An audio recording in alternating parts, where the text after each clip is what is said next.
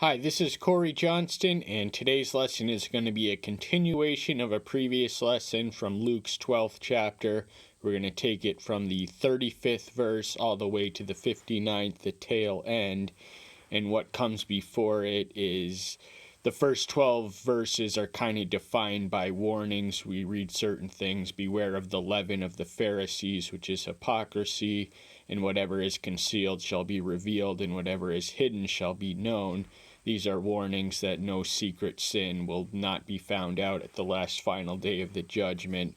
Also a warning that he has denied me before men shall be denied before the angels of heaven. That's preceded by the positive confession and the opposite outcome of the result that we will be received in heaven. And then there's also a warning against blaspheming against the Ruach Kodesh, that is an unpardonable sin.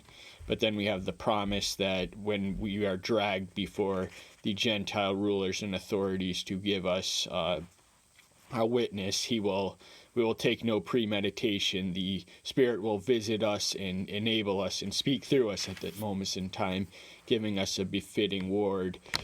Then certain people from the crowd interrupt and take it in a selfish direction. They ask them to settle a dispute of inheritance between them, and then he says he gives a parable of a man who has prospered in worldly wealth.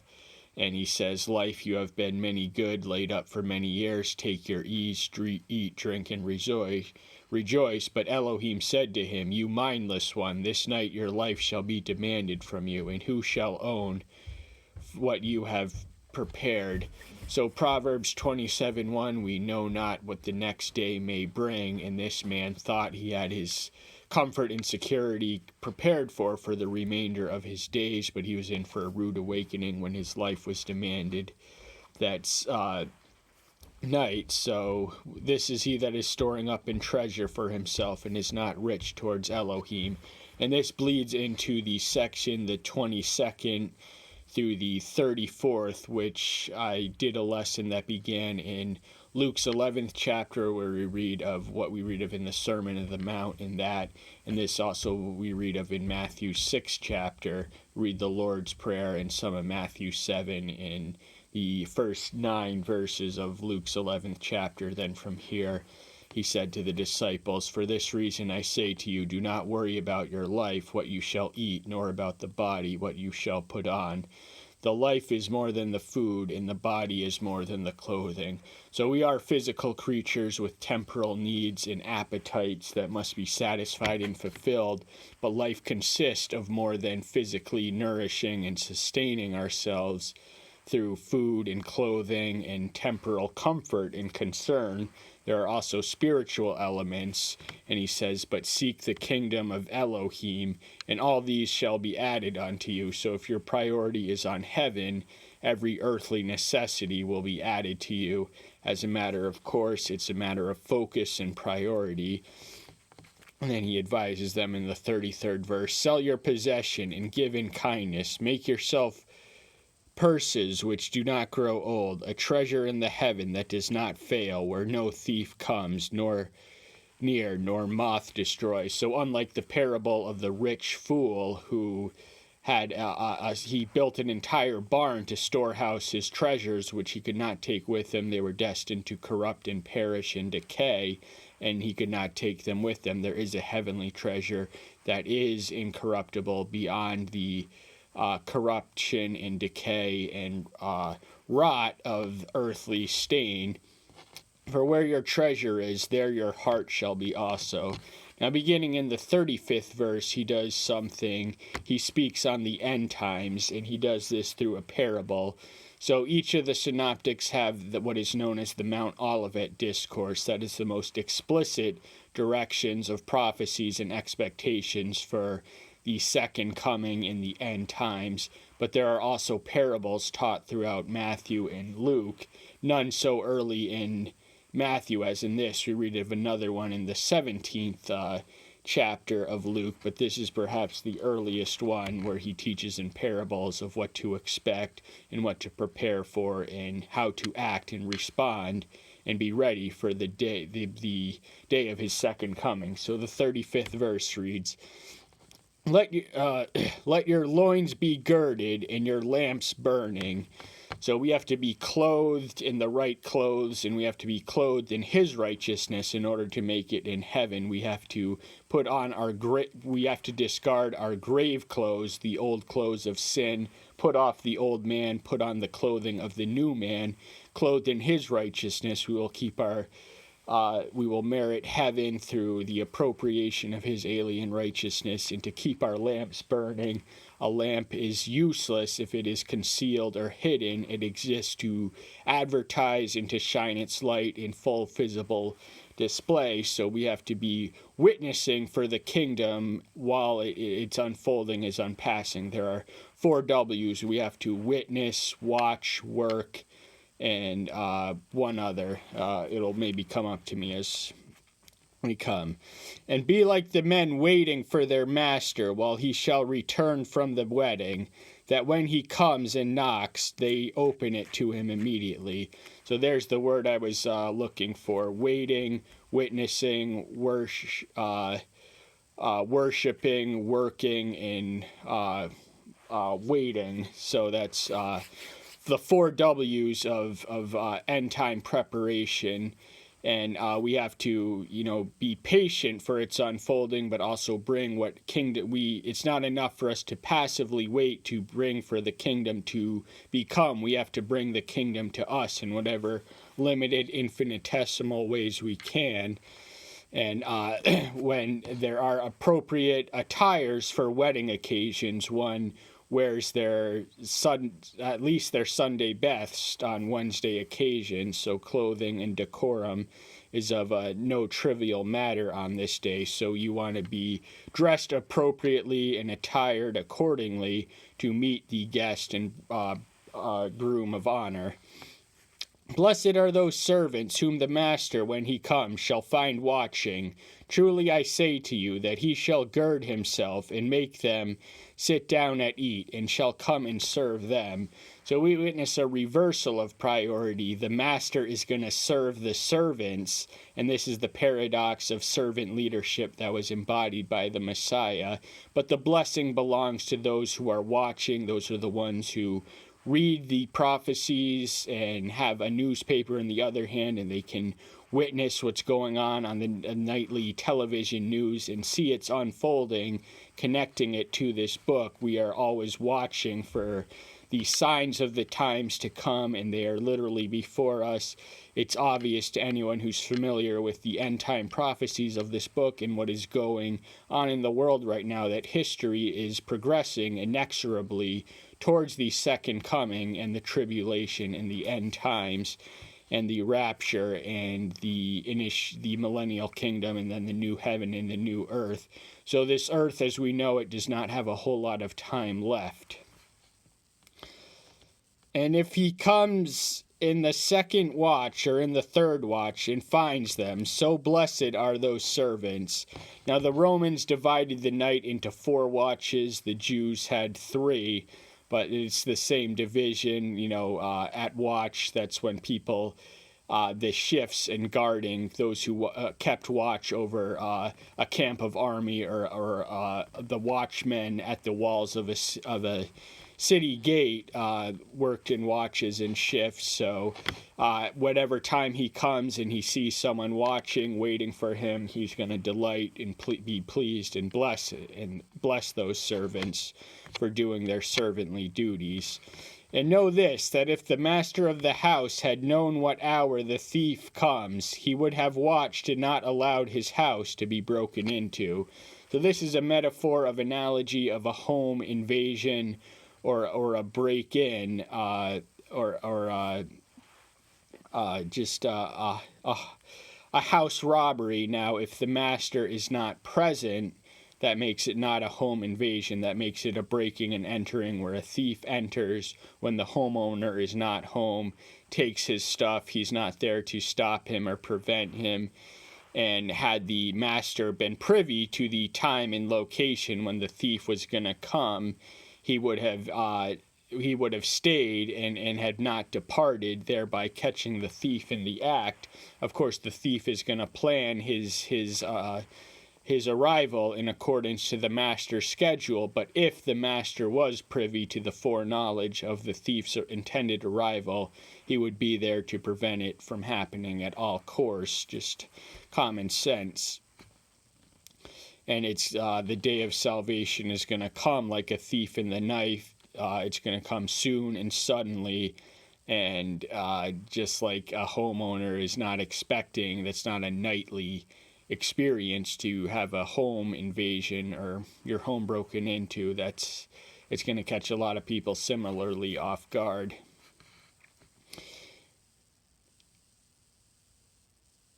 And you then, be ready, for the Son of Man is coming in an hour you do not expect.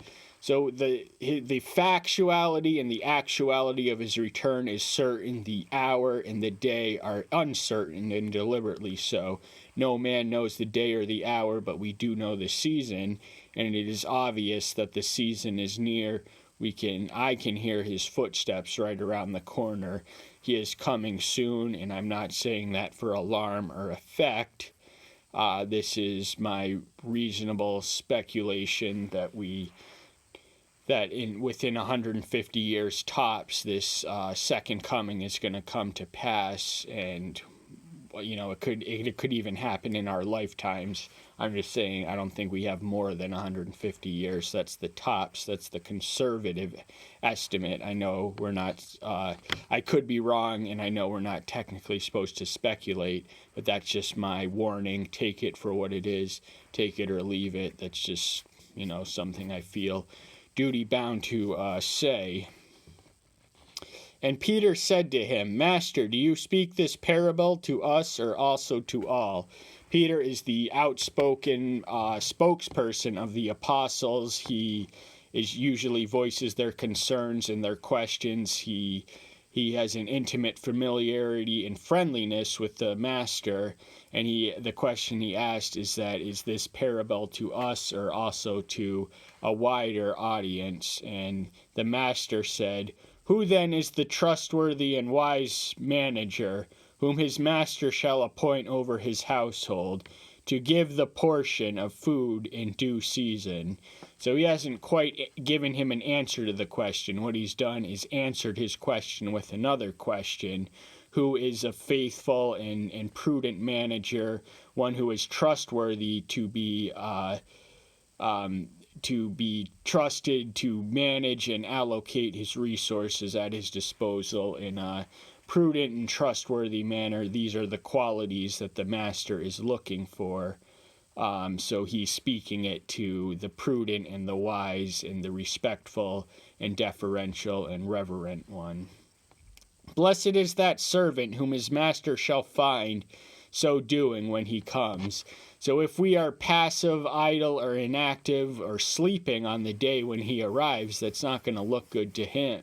We're not going to look good to him. We want to be have it in motion. We have to have our eyes attent and glued to this the imminence of his arrival, which could happen any day. That's not a day we want to be caught sleeping, because that we're going to be cursed. If blessed is the servant who his master shall find doing, that means he's going to be working. He's not just going to be waiting. He's going to be working for the kingdom to bring it to pass when its literal full manifestation from above does come to pass. He's going to be planting the seed on the soil of the earth. Truly I say to you that he shall appoint him over all his possessions. So anyone who is trustworthy enough will be granted unlimited access and trust to all his resources and his possessions if one is working when he comes at all times and is never given any indication of slack or idleness.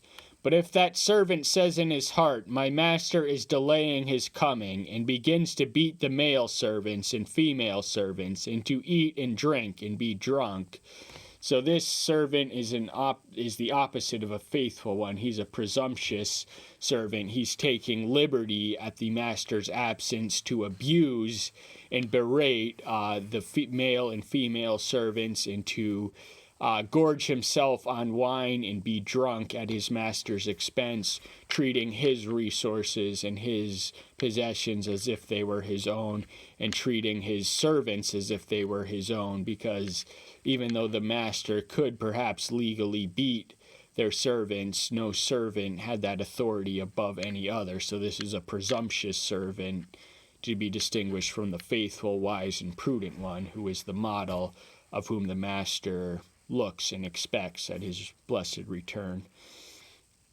The master of that servant shall come on a day when he does not expect him, and at an hour that he does not know, and shall cut him in two, and appoint his portion with the unbelievers. So this servant, he can get away with it for so long, but one day, eventually and inevitably, that master is going to return, and he's going to catch him red-handed in the act, abusing, belittling, and berating his servants. And it's going to come soon and suddenly and unexpected, unprepared for, unanticipated. He's not going to know what to do, and he's going to have no choice but to be discarded and divided with in his portion with the unbelievers. That means that this master is not an ordinary master. This master is the master, the one who holds the keys to heaven and hell. So this is not an ordinary master that he's speaking to. It's a self-reference. And the servant who knew his master's desire and did not prepare, nor did according to his desire, shall be beaten much. So this is the just treatment for the unfaithful or unfilial one who didn't act on the knowledge of the instruction of what his master wanted, but was derelict in his duty, was lazy, selfish, whatever motives or reasons they had for not fulfilling. They're going to be beaten, and rightly so, because they are unfaithful, unfilial servants. But he who did not know, yet did what deserved flogging, shall be beaten with few, and everyone to whom much is given, from him much shall be demanded, and to whom much has been entrusted, from him much more shall be asked. So there's a difference between a sin of presumption, and which is a sin of commission, and a sin of omission. A sin of omission is a sin of ignorance that doesn't demand as much flogging. And there was no sacrificial animals for deliberate or willful sin in the Mosaic sacrificial system. But the final two sentences of this incidentally parallel what we read of in Luke 16:10. He who is faithful in much shall be entrusted in little, shall be entrusted to be faithful in much. Vice versa, he who is unfaithful in little cannot be entrusted to be faithful in much. And so now what we receive and we prove and we work and prove worthy of it, we're going to be given more in proportion to what we were given. And our responsibilities once fulfilled do not end our responsibilities, but they keep growing and adding on. So the satisfaction of one responsibility is only going to invite greater levels and greater amounts. If I came to send fire on the earth, and how I prefer it were already kindled, but I have a baptism to be baptized with, and how distressed I am until it is accomplished. Now the baptism, the fire he was sending to the earth was the judgment, and he was to baptize it in the Spirit and with fire. And the baptize he speaks of is the baptism of the cross, not the baptism by water, which is recorded in the 3rd chapter. And he is distressed because he has to live with the lingering agony of the crucifixion which awaits him, in the bitter passion and that moment of abandonment. Where he becomes the propitiation and literally becomes sins, exchange places for us, the most awful ordeal any human being has ever been asked to fulfill. Do you think I came to you to give you peace on earth? I say to you, no, but rather division. So when the shepherds first behold the infant Messiah, they declare peace on earth and goodwill to men. But now that the Messiah is all grown up, he tells them quite frankly that even though he is the Prince of Peace, Isaiah 9:6, he is also the author of division. Many wars have been fought in his name. Many families have been divided. Countries, families, communities divided because of his name and his message and his power. So there is a line in the sand, and neutrality is an illusion. It's one of Satan's lies. You're either with him or for him. So the division is always there. Wherever he is, there is a division, and it is incumbent upon us to be aligned on the right side of the division and not be aligned against him, no matter how much it costs. Between family and him, he has to come first. And for from now on 5 in one house shall be divided, 3 against 2, and 2 against 3. Father shall be divided against son, and son against father, mother against daughter, and daughter against mother, mother-in-law against her daughter-in-law, and daughter-in-law against her mother-in-law. So this is the natural and necessary division which is provoked and incited by his presence and his power and his message.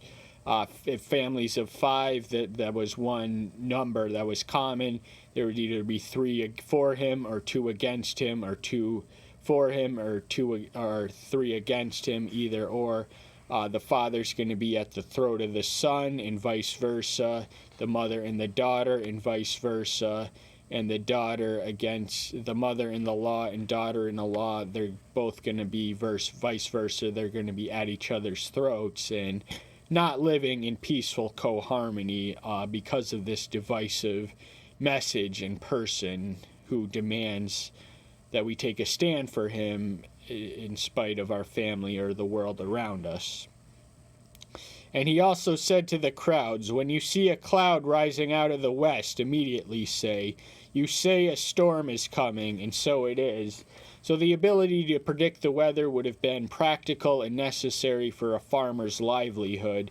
Predicting the direction of the winds, I think the author of Ecclesiastes likens it to something that John records the Savior saying in the Nicodemus passage, in that it cannot be controlled or predicted, but there is a modicum of some scientific anticipation of weather which can affect the next year's outcrop. And when you see the south wind blow, you say, there shall be hot weather, and it is. So winds from the south indicate a different weather function. Winds from the west generally generate storms. Winds from the south carry the hotter heat of where the sun shines more brightly. But he denounces the inferior revelatory knowledge of natural revelation. He calls them to an event exponentially more earth-shattering than the yield of next year's crops. Hypocrites, you know to discern the face of the heavens and of the earth, and how it is you for not to discern this time. So they were living in a dispensationally, historically significant times, yet they were mindful and watchful and focused and concentrated on the lesser forms of revelation, that their livelihood, their agricultural output, and they had their priorities out of whack. Now, what good is it if we can, in our scientific age, if we can predict the weather but cannot determine our destiny or salvation? And what good is landing on the moon if we cannot make it to heaven? And why also do you not judge for yourselves what is right? So we are created with creatures of agencies, and we all have within us the cognitive capacity to make a cognitive decision for the faith and with the faith, and to stand for it. And we all have to evaluate it for ourselves and to determine if it is true and if it's worth fighting for. That's something we all are not absolved from. For as you go with your opponents to a ruler, try hard along the way to settle with him, lest you drag you to the judge, and the judge deliver you to the officer, and the officer throw you into prison. So he's telling them to expect opposition in the course of their ministry, in the course of their Christian walk. They're gonna just give your accuser whatever they want, because they're going to take it to the next level and throw you into a prison. So better to pay the fine and avoid the predicament of prison. Just even though it may be unjust, it'll spare you from a greater injustice, and we have to take what we can find and adjust to the world as it is in order to make it more like we would like it to be.